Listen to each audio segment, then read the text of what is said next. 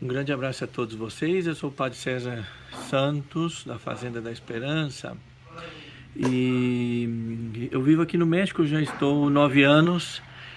E o Nelson me pediu para gravar um pouquinho para vocês o método pedagógico que a gente usa nas Fazendas da Esperança.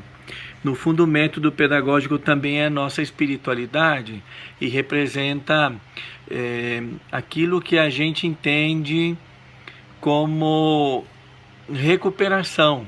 Na realidade, para nós é conversão. Você ajudar esses jovens, essas jovens a sair das drogas, significa possibilitar a eles um encontro com a palavra de Deus. Na igreja, a gente sabe, conhece bem a Lectio Divina, esse modo de rezar com a palavra de Deus, e a gente pode até estender mais esse método dizendo que a gente pode, com a palavra de Deus, colocá-la em prática e comunicar as experiências que se faz com ela. Esse é o método pedagógico que a gente usa nas fazendas. Os jovens ingressam com a gente e logo a gente apresenta para eles na manhã seguinte essa possibilidade de que eles vejam o evangelho do dia, meditem em comunidade e logo depois eles vão escolher a palavra para ser colocada em prática naquele dia. Eles vão depois escrever essas palavras nas lousas que tem espalhadas por todas as casas e vão fazer mais tarde, possivelmente de noite ou até dentro da própria missa ou nas refeições, fazer uma comunhão de experiências da palavra de Deus, daquele dia ou dos dias anteriores. E esse fato de comunicar ajuda eles a criar uma mentalidade nova. Eles já não estão tão preocupados assim com as coisas que eles trazem do mundo. Agora eles passam a se preocupar em viver a palavra. Isso vai mudando os temas que eles têm, até o modo de falar, as palavras que eles usam, e vai dando para eles uma dimensão nova da vida. Sem você ter que falar das drogas ou contra as drogas, fazendo uma experiência com a palavra de Deus, eles vão percebendo que cresce dentro deles o próprio Deus. Eles vão sentindo alegria, liberdade, iluminam a história deles, conseguem perdoar, conseguem pedir perdão. Esse é o método pedagógico. É tão interessante que agora, Frei Hans, que é o nosso fundador, ele insiste muito que a gente agora também tem que escrever as experiências, ou gravar, registrar como um diário. E é bonito também esse detalhe, que eles vão percebendo que a palavra vai entrando na história deles, vai transformando a história deles, e eles se tornam homens novos. Desculpe que às vezes eu vou mexer aí, vou misturar um pouco o espanhol com o português. O que acontece? Se eles se tornam homens novos, eles vão entender que a sobriedade está justamente em permanecer com a palavra de Deus na vida deles, nas mãos. A gente tem um pequeno bonequinho que quando você tira o livro que ele traz na mão, que é o Evangelho, a palavra de Deus, ele cai. Se ele se mantém com esse livro, ele permanece de pé. É muito interessante que quando o Frei e o Nelson foram ao encontro do Papa Francisco, ele apresentou a ele esse bonequinho. O Papa ficou aí brincando, até deu uma mensagem para nós, dizendo que todos nós podemos cair, todos nós podemos voltar ao passado, mas se a gente fica com a palavra de Deus, a gente se mantém de pé. E se um cai e o outro cai, um ajuda o outro a se levantar. Eu lembro bem que o Papa falou isso, No fundo, o Papa entendeu bem a nossa pedagogia. A nossa pedagogia é possibilitar para eles tornar-se homens novos. De fato, a gente chama o nosso método pedagógico de homem novo. O método do homem novo. A gente possibilita a esses jovens, mais do que psicologia, medicina, também também a gente pode oferecer para eles esse tipo de tratamento. A gente quer dar para eles Deus.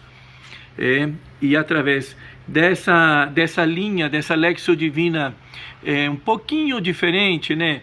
De ler, meditar o Evangelho, logo escolher a palavra do dia, logo viver, colocar em prática, depois comunicar as experiências naquela pequena comunidade em que eles estão.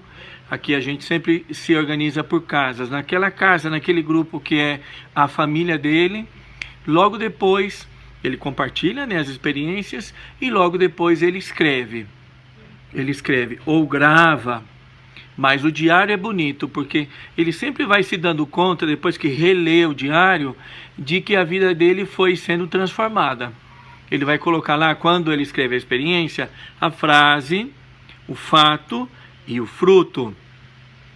Ele, com esse método pedagógico, ele vai entrando dentro de um esquema de centralizar a vida dele na palavra de Deus. Das palavras que a gente vai separando do Evangelho, vai colocando em prática, com certeza aquela que mais a gente coloca em prática e mais fala com os jovens e as jovens são aquelas que dizem respeito ao amor, né? O famoso ato de amor.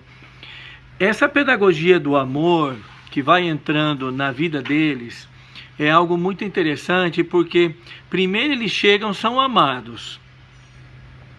A gente recebe, faz festa, acompanha de modo muito pessoal. Eles vão observando que a gente ama, que os companheiros que têm mais tempo amam. Aqui vem um segundo passo. Ele entende que uma palavra que ele pode colocar em prática e que vai dar muita alegria para ele é essa de amar. Então ele vai passar para um segundo passo. Ele começa a amar. Ele começa a fazer os atos de amor. Ele sai do ser amado, passa a amar. É interessante essa transição, porque ele vai amadurecendo. A pessoa chega egoísta, ela chega carente, ela precisa ser amada.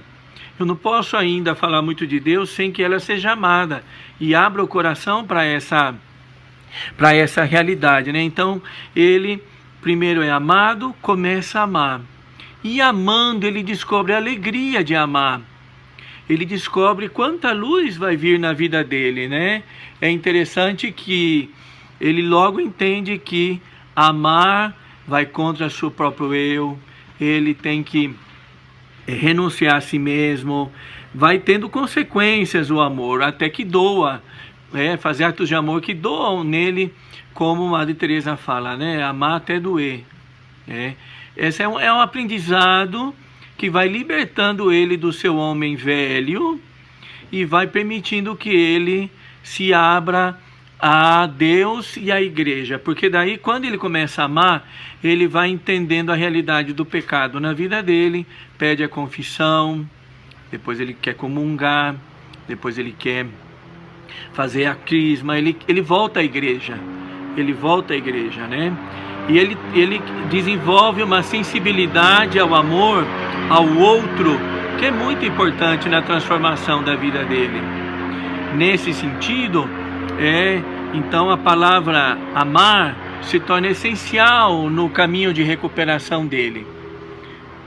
Outra coisa interessante é que ele vai entendendo a palavra recomeçar, porque ele não é de ferro, ele é humano, ele pode cair, né? Então, aprender a recomeçar também é fundamental. Significa, quando ele se dá conta que não amou, que ele não perdeu uma oportunidade, então ele pode recomeçar. A Eucaristia é um momento para ele recomeçar. Se foi algo mais grave, ele pode ir na confissão, né? Claro.